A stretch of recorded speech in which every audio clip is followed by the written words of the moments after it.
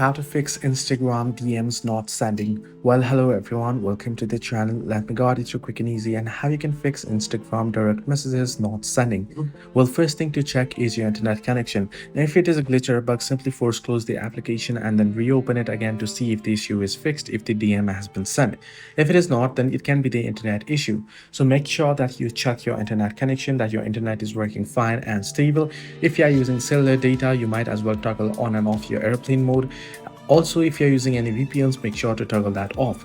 Now, once you have made sure that your internet is not the issue, then you want to head over to your Play Store or App Store quickly and check that if there is an update. If there is an update, you want to update your application to the latest version, as not updating can cause bugs and glitches. So once you have made sure of that, right? So the second thing, or the other option that you'd like to do, is simply quickly reinstall your application. Try and restart first. If that doesn't help, you'll have to reinstall the application itself.